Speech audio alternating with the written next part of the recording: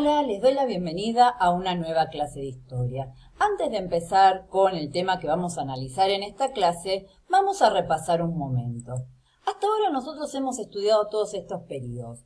El periodo anterior a la independencia, ese periodo colonial, el periodo de la independencia propiamente dicho, el periodo que comienza con la anarquía y los intentos de gobierno unitario que también van a terminar con una guerra civil, el periodo rosista, o los intentos de gobierno federal bajo la figura de Juan Manuel de Rosas, el periodo en que el Estado de Buenos Aires se separa del resto del país y vamos a tener un enfrentamiento, una tensión entre Buenos Aires y la Confederación Argentina, y el último periodo que estudiamos, que fue el de las presidencias históricas o continuismo entre 1862 y 1880, momento en que se trata de consolidar el Estado Nacional a partir de las ideas de la generación del 37 y guiados por la Constitución Nacional que se había sancionado en 1853.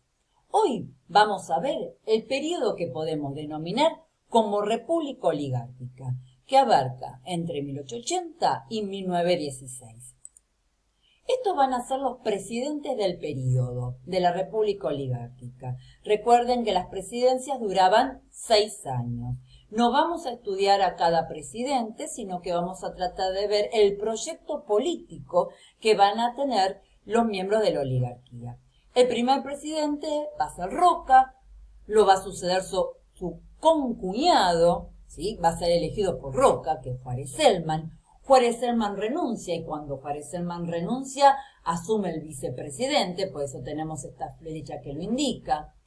Cuando Carlos Pellegrini termina el mandato, va a ser nombrado presidente Luis Empeña, que renuncia, en parte porque pierde el apoyo de Roca, además estaba enfermo, y lo va a suceder su vicepresidente Uriburu. Luego Roca nuevamente va a ser presidente, que sí termina su mandato hace sus 6 años. Luego vamos a tener como presidente a Manuel Quintana, que va a morir, va a fallecer en el cargo, por lo cual lo sucede su vicepresidente Figueroa Alcorta.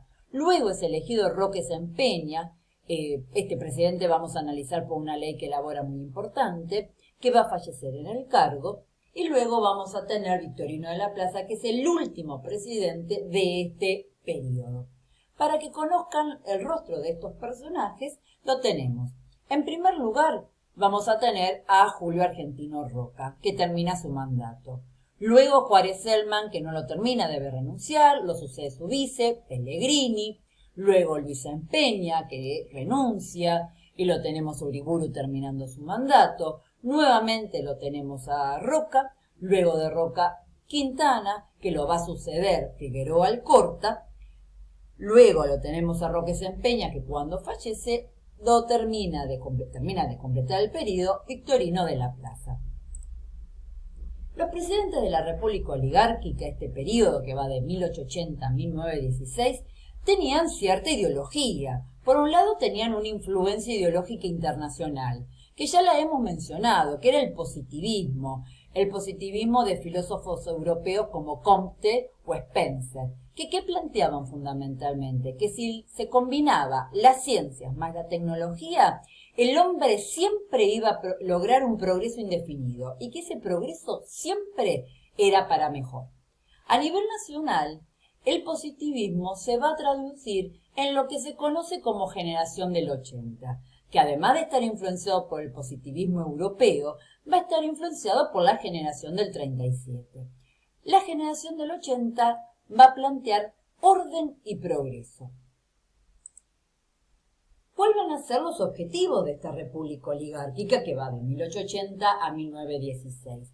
El objetivo, como ustedes ven, son muy similares a los presidentes históricos o del continuismo, Benítez, Sarmiento y Avellaneda. Continuar organizando institucionalmente al país, esto de crear el Estado, definir el territorio, impulsar una población al estilo europeo, redefinir el rol del gobierno y a nivel económico incorporar a la Argentina en el mercado internacional como productora de materias primas, es decir, impulsar el modelo agroexportador. La República Oligárquica ya dijimos que va de 1880 a 1916, tenía un lema, lo que nosotros hoy podríamos denominar como un eslogan. Y ese eslogan era paz y administración.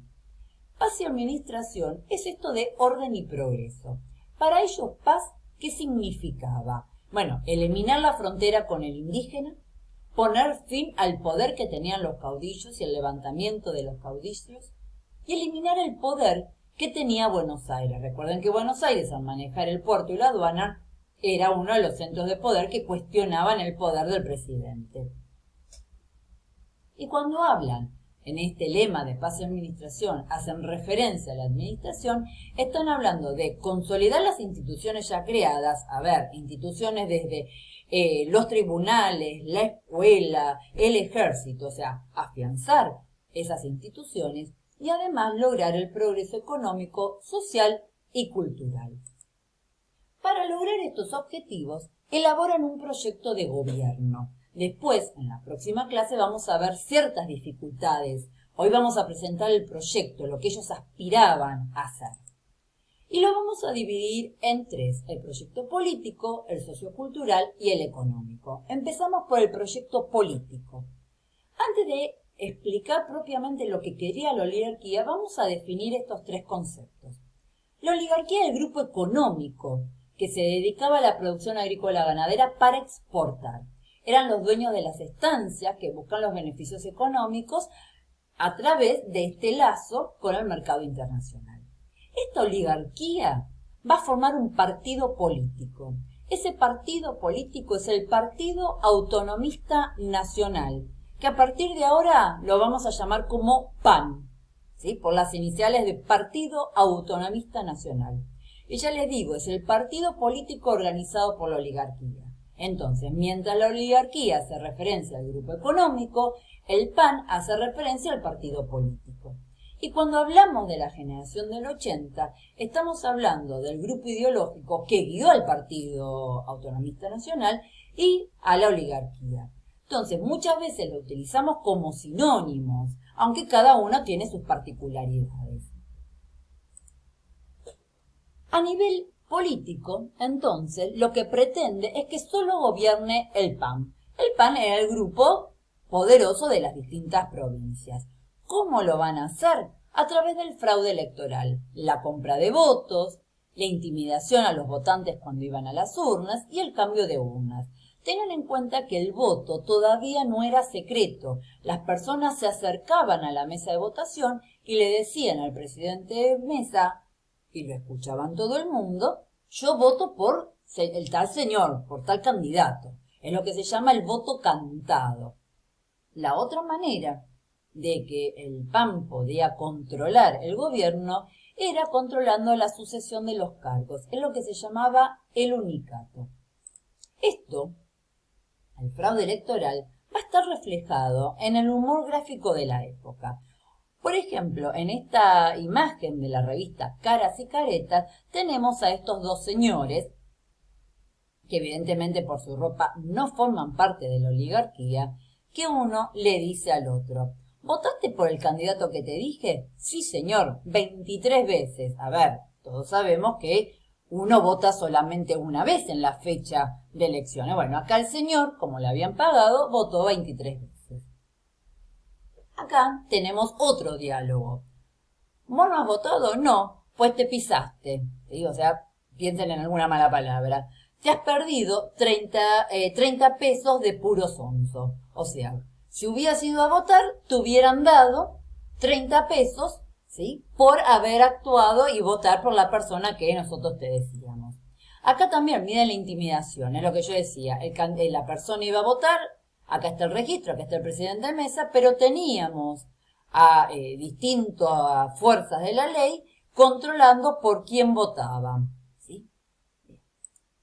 Acá, ¿cómo vamos a controlar la sucesión de cargos? En este caso es otra revista humorística de la época, El Mosquito.